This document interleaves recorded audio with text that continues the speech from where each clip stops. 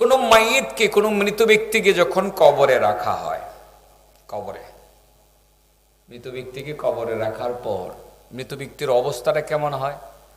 আল্লাহ রাসূল বলেন গারিক আল মুতাগাవ్বিসের মতো হয়ে যায়। গারিক মানে পানির নিচে ডুবন্ত ব্যক্তিকে বলা হয় গারিক। আল মুতাগাవ్বিস বলা হয় সে ডুবে ডুবে বলে আমারে বাঁচাও, আমারে বাঁচাও, আমারে বাঁচাও। সাঁতার জানে না একটি মানুষ পানির নিচে ডুবে গেলে তার যেমন কষ্ট লাগে, ঠিক একজন মানুষকে কবরে রাখার পর সেই মানুষটার এর চেয়ে বেশি কষ্ট লাগে। পানির নিচে ডুবন্ত ব্যক্তিটা সাঁতার জানে না, সে যেমন কামনা করে হায় রে আমি যে ডুবে গেলাম, কেউ যদি আমারে দেখতো আর রক্ষা করতো, বাঁচাইতো, সে যেমন সেটা কামনা করে, তদ্রূপ একজন মানুষকে কবরে দেওয়ার পর সেই মানুষটাও বলতে থাকে হায় রে ছেলে রেখে আসলাম, মেয়ে রেখে আসলাম, নাতিপুতি রেখে আসলাম, তারা যদি আমারে বাঁচাইতো। কেমনে বাঁচাইতো? এই বাঁচানো না, দেখেননি আপনি যদি শুনতেন আপনার বাবা চিল্লায় চিল্লায় কইতাছে বাপরে ও আমার আদরের ছেলে বাঁচা, কেমন লাগতো? অন্যের কাছে লাগতো না? খারাপ লাগতো না? তো চেষ্টা করতেন না আরে আমার বাবার এত কষ্ট, আমার বাবারে যে কোনো মূল্যে আমার বাবাকে রক্ষা করতে হবে আল্লাহর হুকুমে, ঠিক না বেটি?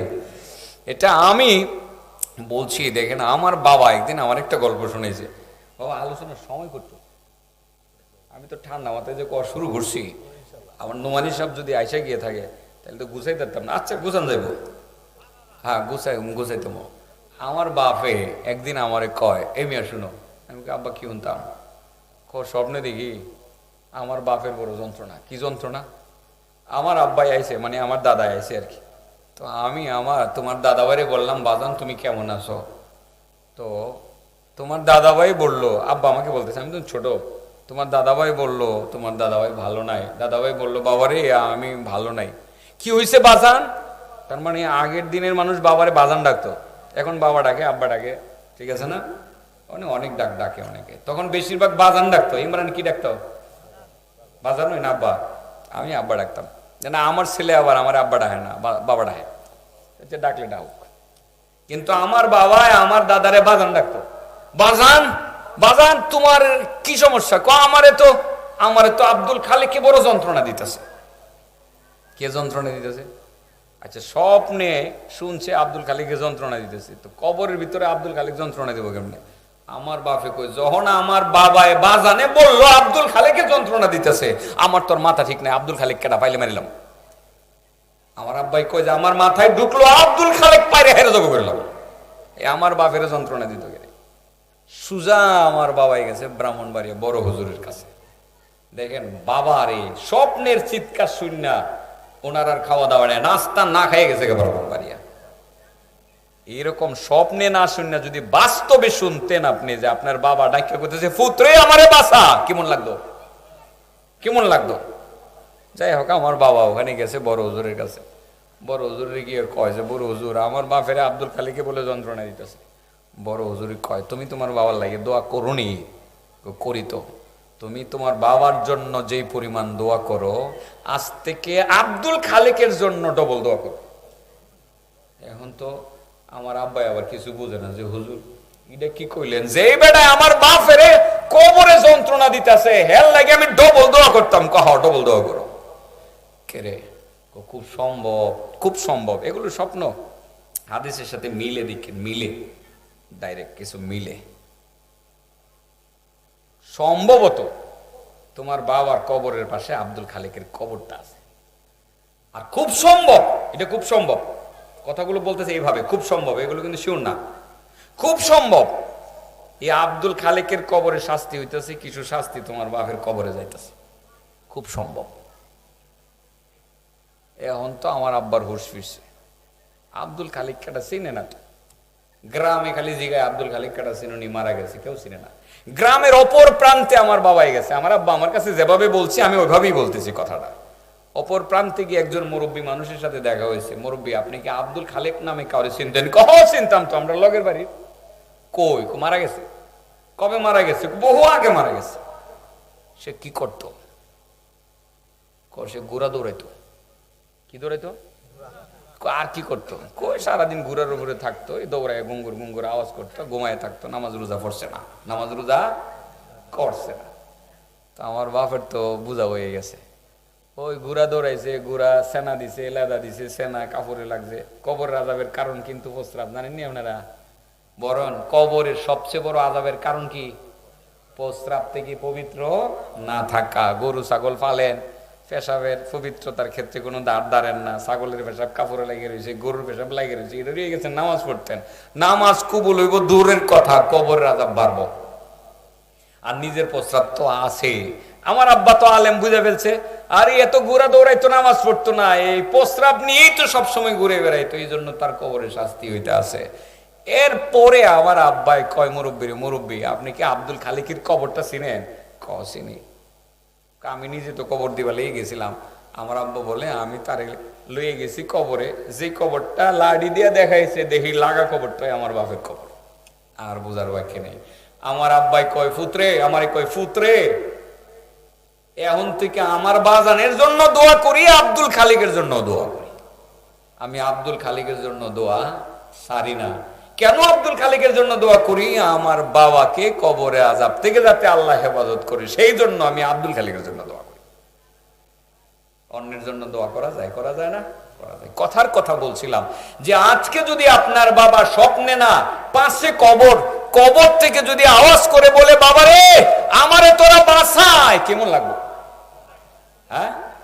তো আল্লাহ রাসূল বলেন, একজন কবরে দাফনকৃত একজন ব্যক্তি, সে হলো পানির নিচে ডুবন্ত ব্যক্তির মতো, সাঁতার জানে না।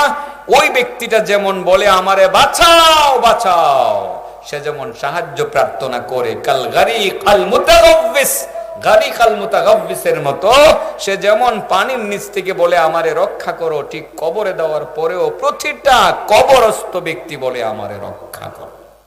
মাররা রাসূলুল্লাহ সাল্লাল্লাহু আলাইহি ওয়াসাল্লাম বিকবরাইনি ফায়ুআযযাবান। রাহমাতুল লিল আলামিন, দয়াল নবী, মায়ার নবী কবরের পাশ দিয়া যাচ্ছিলেন। বিকবরাইন, দুইটা কবরের পাশ দিয়া যাচ্ছিলেন। ফায়ুআযযাবান, দুইটা কবরের ভিতরে আযাব হইতেছিল। আমার নবী অনুভব করতেছিলেন যে কবরে আযাব হইতেছে। কবরের আযাব অনুভব করে আমার নবী সেখানে দাঁড়িয়ে গেলেন। দাঁড়িয়ে গাছের ডালার মধ্যে টান দিয়া একটা ডালা ভাঙে ফেললেন, দুইটা টুকরা করলেন। দুইটা টুকরা করে দুইটা কবরের মধ্যে আমার নবী দুইটা ডালা গাইরা দিলেন। গাইরা দেওয়ার পরে সাহাবায়ে কেরাম বলেন, ইয়া রাসূলুল্লাহ, ইয়া হাবিবাল্লাহ, এমন ঘটনা তো কোনোদিন দেখি নাই যে আপনি গাছের ডালা ভাঙা কবরের মধ্যে আপনি গাইরা দিয়েছেন। ইয়া রাসূলুল্লাহ, আপনি কেন এই কাজটা করলেন? রাসূল বলেন, এই দুইটা কবরে আযাব হইতেছে, সেই কারণে আমি একটা ডালা ভেঙে দুইটা টুকরা করে কবরের মধ্যে গেড়ে দিলাম। আমি আশা করতেছি এই দুইটা কাঁচা ডালা যতক্ষণ পর্যন্ত শুকাবে না, ততক্ষণ পর্যন্ত দুইটা কবরের আযাব কম হবে। তাইলে বোঝা গেল কবরের আযাব হয় কি হয় না হয়। আল্লাহ রাসূল সাল্লাল্লাহু আলাইহি ওয়াসাল্লাম, রাসূল বলেন, এই দুইটা কবরে আযাব হইতেছে, সেই জন্য ডালা গাইরা দিলাম। সাহাবায়ে কেরাম প্রশ্ন করেন, ইয়া রাসূলুল্লাহ, এই দুইটা কবরে কেন আযাব হইতেছে? আপনি যদি কারণ বলতেন, দয়া করে কারণ বলতেন। রাসূল বলেন, ওই যে কবরটা, ওই কবরে আযাব হইতেছে, কারণ হলো কবরের ভিতরে একটা লোক শুয়ে রয়েছে। ওই লোকটা একটা অন্যায় করত। আম্মা আহাদুহুমা ফাকানা ইয়ামশি বিন্নামিমা, ওই যে কবরওয়ালা, ওই কবরওয়ালা মানুষের দুষ্ত্রুটি খুঁজে বেড়াইতো, বলে বেড়াইতো, মানুষের গীবত করত। গীবত করার কারণে মূলত তার কবরের মধ্যে কঠিন আযাব হইতে আছে। ও আম্মাল আখার ফালা ইয়াস্তানজিহু আনিল বাউল, ওই যে কবরওয়ালা, ওই কবরে আযাব হইতেছে, কারণ হলো সে প্রস্রাব থেকে পবিত্র থাকতো না। প্রস্রাব করে সে টিস্যু ব্যবহার করতো না, ডিলা ব্যবহার করতো না, পানি ব্যবহার করতো না।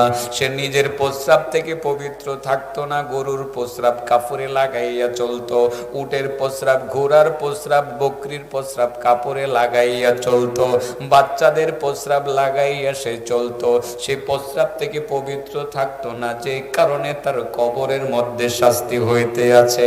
এই কবরের আযাবের কারণ হলো গীবত করা, আর ওই কবরের আযাবের কারণ হলো প্রস্রাব থেকে পবিত্র না থাকা।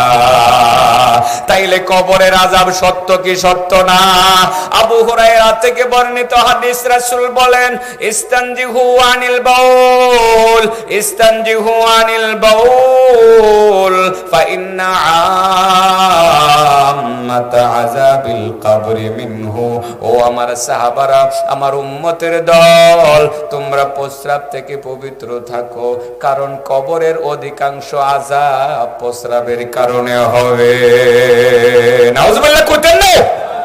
আল্লাহর রাসূল বলেন, এই কবরে আযাব হইতেছে গীবতের কারণে, ওই কবরে আযাব হইতেছে প্রস্রাব থেকে পবিত্র না থাকার কারণে। কবরে আযাব হয়, মরণের সময়ও একটা আযাব হয় রে বাবা।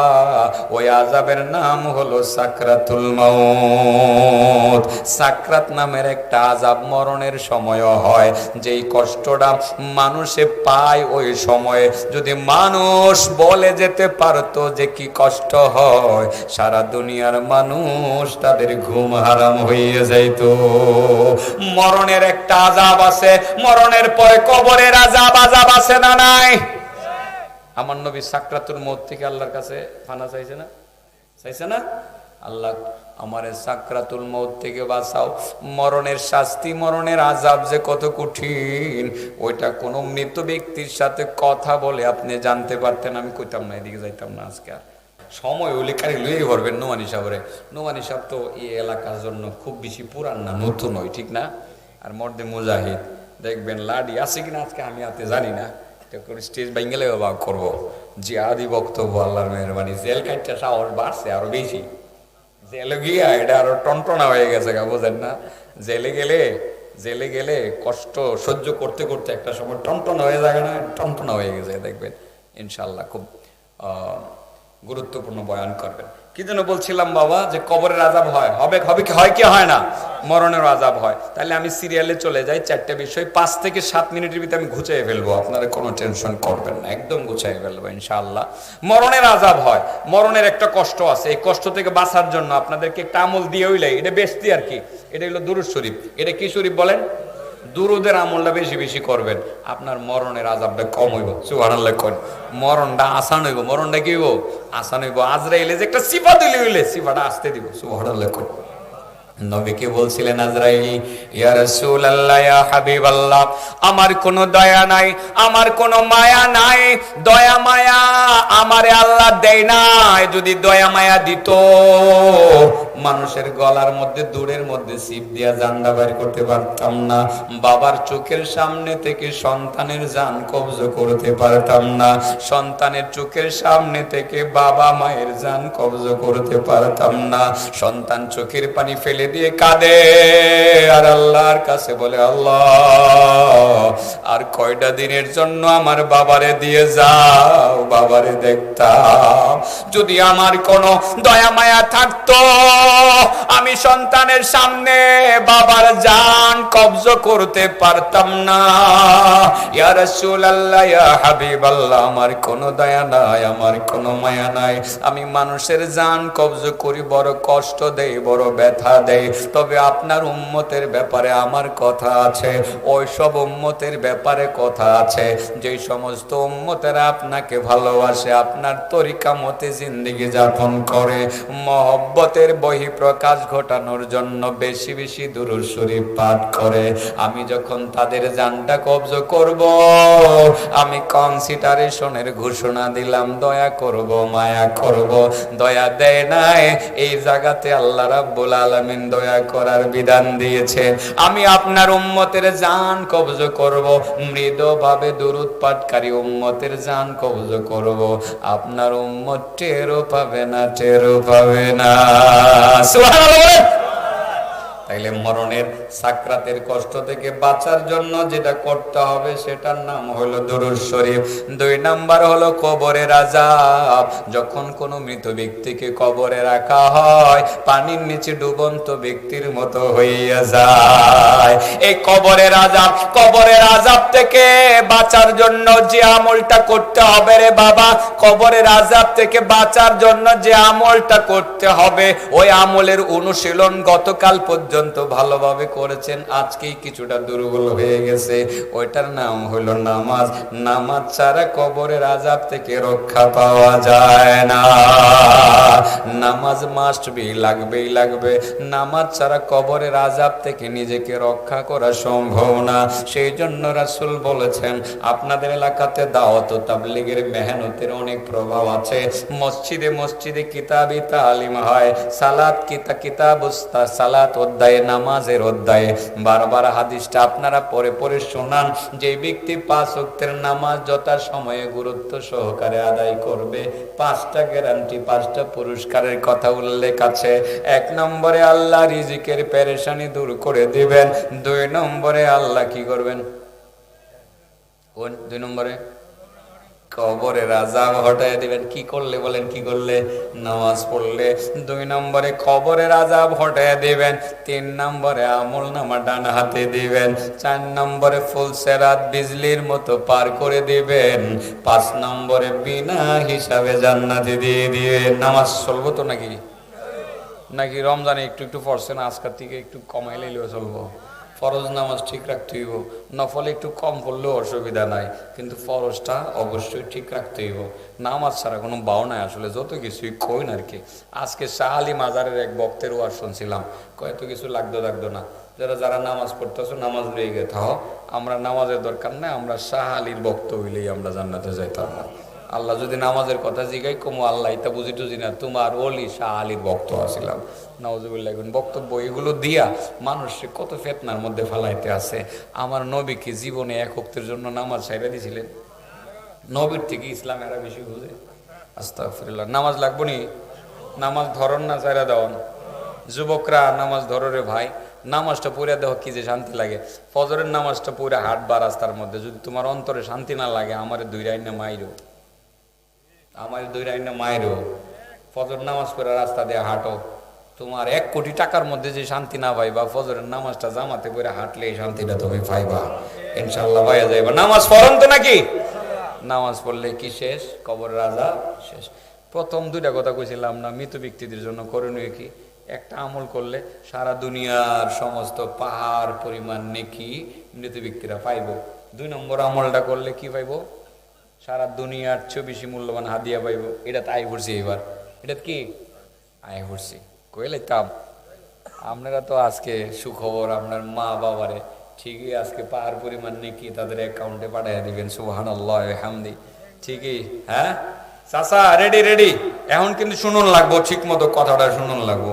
কিভাবে এখন 2 মিনিটের যদি গুছাইলাম মতো, কারণ আমি বুঝে লাইছি যে আমার গুছাইলাম লাগবো। 2 মিনিটের ভিতরে গুছাই লাইছি, নাইলে আগে আরো যে 2 পয়েন্টে হেটার মধ্যে আরো 20 মিনিট গেল হইলে, ঠিক আছে না? 20 মিনিট গেল হইলে গুছাই লাইছি। আল্লাহ রাসূল সাল্লাল্লাহু আলাইহি ওয়াসাল্লাম বলেন, যখন আল্লাহর কোনো বান্দা মা বাবার জন্য দোয়া করে, কি করে? হ্যাঁ, দোয়া। আগে কিন্তু দোয়াটা শিখাই লিছি ভাই, বলেন রব্বির হামহুমা কামা রব্বায়ানি সগীরা। যখন কোন সন্তান মা বাবার জন্য দোয়া করে রব্বির হামহুমা বলে, সঙ্গে সঙ্গে সঙ্গে সঙ্গে পিতা মাতার আমলনামায় কামসালিল জিবাল বলা হয়েছে হাদিসের মধ্যে। আল জিবাল, জাবালের বহুবচন হইল জিবাল। এই বহুবচনের শুরুতে লাগানো হয়েছে আলিফ লাম। ওই আলিফ লাম লিল ইস্তিগরাক যদি হয়, তার মানে সারা দুনিয়াতে সমস্ত পাহাড়, যত পাহাড় আছে সমস্ত পাহাড় পরিমাণ নেকি সঙ্গে সঙ্গে মা বাবার আমলনামায় জমা হয়ে যায়। সুবহানাল্লাহ বলেন। সন্তান যখন একটিবার বলে রব্বির হামহুমা কামা রব্বায়ানি সগীরা, ওগো আল্লাহ আমার মা বাবার প্রতি তুমি দয়া করো, তারা যেমন ছোটবেলা আমার প্রতি দয়া করেছিলেন। একটিবার এই দোয়াটা করার সঙ্গে সঙ্গে সারা দুনিয়ার সমস্ত পাহাড় পরিমাণ নেকি মা বাবার আমল নামায় জমা হয়ে যায়। মা বাবা আল্লাহর কাছে বলে, আল্লাহ গো, এত নেকি তো করি নাই, আমি খেটে খাওয়া দিন মজুর ছিলাম। ওগো মাবুদ, এত নেকি আমার অ্যাকাউন্টে জমা হইল কিভাবে? আমার আল্লাহ জানিয়ে দেন, বান্দা ও বান্দি, তোমার একটা ছেলে রাইখা তুই এসো, দুইটা মেয়ে রাখছো, রব্বির হামহুমা বলে তারা দোয়াটা করছে। এই দোয়ার বিনিময়ে সারা দুনিয়ার পাহাড় পরিমাণ নেকি তোমাদের আমল নামায় আমি দিয়ে দিলাম। এবার বলেন, মৃত ব্যক্তিদের জন্য করণীয় কি? এক নম্বর কি করণীয়? বলেন, দোয়া। রব্বির হামহুমা কামা রব্বায়ানি সগীরা। আল্লাহ রাসূল সাল্লাল্লাহু আলাইহি সাল্লাম হাদিসের শেষাংশে বলেন, মৃত ব্যক্তিদেরকে কোন কাজ করলে পরে সারা দুনিয়ার চেয়ে বেশি মূল্যবান হাদিয়া দেওয়া সম্ভব? ইন্না খায়রা হাদিয়াতিল আহিয়াই ইলাল আমওয়াত আল ইস্তিগফার লাহুম। সুবহানাল্লাহ। কোন দুনিয়ার কোন মানুষ, জীবিত মানুষ যখন মৃত ব্যক্তিদের জন্য ইস্তেগফার করে, ইস্তেগফার দোয়ার ইস্তেগফারের মধ্যে সামান্য পার্থক্য আছে। দোয়া মানে হলো কল্যাণ কামনা করা, আর ইস্তেগফার মানে হলো ক্ষমা চাওয়া। যখন জীবিত ব্যক্তিরা মৃত ব্যক্তিদের জন্য ইস্তেগফার করে, ক্ষমা চায়, আল্লাহ আমার মারে মাফ করে দাও, আল্লাহ আমার বাবারে মাফ করে দাও, আল্লাহ আমার দাদা দাদিরে মাফ করে দাও, আমার গ্রামের সমস্ত মুসলমান নরনারী যারা চলে গেছে তাদেরকে মাফ করে দাও। এটা বলার লগে লগে যাদের জন্য ইস্তেগফার করলো, ক্ষমাটা চাইলো, তাদের প্রত্যেকে সারা দুনিয়ার চেয়ে বেশি মূল্যবান হাদিয়া নগতি বুঝা পাইয়া গেল। সুবহানাল্লাহ। আজ যদি আপনি বলেন, আল্লাহ আমার মারে মাফ করে দাও, আল্লাহ আমার বাবারে মাফ করে দাও, আল্লাহ আমার দাদা দাদিরে মাফ করে দাও, একটা বার যদি আপনি বলতে পারেন, সারা দুনিয়ার চেয়ে বেশি মূল্যবান হাদিয়া আপনার মা বাবা বুঝা পাইয়া আল্লাহর কাছে বলবো, আল্লাহ এত দামি উপহার তো কখনো কল্পনা করি নাই, কোত্থেকে আসলো? আমার আল্লাহ জানিয়ে দেন, বান্দা তোমার ছেলেটা আজকে পাঠাইছে, তোমার মেয়েটা আজকে পাঠাইছে, দামি হাদিয়া তোমার জন্য, তুমি কবুল কইরা লও। সুবহানাল্লাহ কইতেন না? তাইলে সারা দুনিয়ার পাহাড় পরিমাণ নেকি পৌঁছাইবেন কি কইরা? বলেন, রব্বির হামহুমা বললা। আর পিতা মাতারে দামি হাদিয়া দিবেন কি কইয়া? ইস্তেগফার করে। মন থাকবে না। এবার আপনি একটা কথা কইবেন, হুজুর সব তো মা বাবারই দিয়ে লাইলাম, সারা দুনিয়ার চেয়ে দামি হাদিয়া দিলাম, আমি কি পাইলাম? ঠিক আছে না, এটার উত্তরটা দিয়ে লাই। একটা দিস, 1 মিনিট কইলে ভাই সাহেব, 1 মিনিট। না না ভাই সাহেব, আমার এই ভাই অনেক দূর থেকে আছে, আমি ফাতালে দিক দেয় এই বেলা বোটা ফার হয়ে যাবো নরসিংদী, আর এই দাদা মৌনসিং, বুঝছেন না, অনেক দূরে যাইব। আমার তো এদিকে ফাতালে রাস্তা করে ব্রিজটা করে দিয়ে আমার সুবিধাই করছে, না এলে বইরক ঘুরে আবার আসতে হয়েছে, বুঝছেন না, ফাতালে একটা দৌড় মারি এখন এদিকে কই এলে আপনার কি লাভ হইব? আপনি যে ইস্তেগফার করলেন, রাসূল বলেন, মান ইস্তাগফারা লিল মুমিনিনা ওয়াল মুমিনাত ফাকানাত বিকুল্লি মুমিনিন ওয়া মুমিনাতিন হাসানা। আল্লাহ রাসূল বলেন, যে ব্যক্তি মুমিন মুমিনাতের জন্য ইস্তেগফার করলো, মুমিন মুমিনাত বলতে সমস্ত মুমিন মুমিনাতকে বোঝাইছে। তার মানে আদম থেকে নিয়ে এই পর্যন্ত যত মুমিন মুমিনাত ছিল, আজ যত মুমিন মুমিনাত আছে, কিয়ামত পর্যন্ত যত মুমিন মুমিনাত আসবে, একটু যদি আপনি দোয়াতে আনেন, আল্লাহ মুমিন মুমিনাত যারা ছিল নাই, যারা আছে, যারা আসবে, সবাইরে মাফ করে দাও, একটু যদি আপনি ইস্তেগফারে আনতে পারেন, মাত্র 10 সেকেন্ডের ভিতরে যারা দুনিয়াতে যত মুমিন মুমিনাত ছিল, আজকে যারা আছে, কিয়ামত পর্যন্ত যারা আসবে, তাদের সংখ্যা যত হবে, সংখ্যা যদি 5000 কোটি হয়, 5000 কোটি নেকি আপনার আমল নামায় জমা হয়ে যাবে।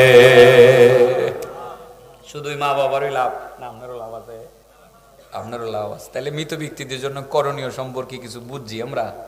দোয়া করবো আর ইস্তেগফার করবো। ভুল করেন না বাবা, যেই বাবা আপনার এত কিছু দিয়ে গেছে, একটা বার কি রব্বির হামহুমা বললা, আপনি দোয়াটা করতে পারতেন না? 5 ওয়াক্ত নামাজের পরে অন্তত পক্ষে 5 বার এই দোয়াটা করবেন, আর 5 বার অন্তত পক্ষে মা বাবার জন্য আল্লাহর কাছে ক্ষমা চাইবেন তো ইনশাআল্লাহ। ইনশাআল্লাহ মা বাবা সুখী হইব, আল্লাহ মা বাবারে মাফও করে দিব, আল্লাহ হারারে জান্নাতও দিয়ে দিব, অনেক অনেক পুরস্কারে পুরস্কৃত করব। আর আপনাকেও আল্লাহ রাব্বুল আলামিনের বিনিময়ে কি দিবেন বলছিলাম, সারা পৃথিবীর মুসলমানের সংখ্যা অনুপাতে নেকি দান করবেন। সুবহানাল্লাহি ওয়া বিহামদি। বাবাজি একটা কথা জিজ্ঞে যায়, আচ্ছা মরণের যে ব্যথাটা হইব, এই ব্যথার ওষুধের নাম কি? আর কবরের মধ্যে যে আযাব হইব, এই আযাব থেকে বাঁচার জন্য অ্যান্টিবায়োটিক ওষুধটার নাম কি? 2 বার না 5 বার? কবরের আযাব হইব নি? সত্য নি? বিশ্বাস করণ লাগবো নি? না করলে ইমান থাকবো না যাইবো গা। নবীজি বলছিলেন 2টা কবরে আযাব হইতেছে। এই কবরটার মধ্যে কেন আযাব হইতেছে? গীবত করে। আর ওই কবরটার কেন আযাব হইতেছে? হ্যাঁ, মাশাআল্লাহ, ওয়াজি মওজু করে লইছে। আল্লাহ বুঝে শুনে আমল করার তৌফিক দান করেন। আখির দাওয়ানা আলহামদুলিল্লাহি রাব্বিল আলামিন।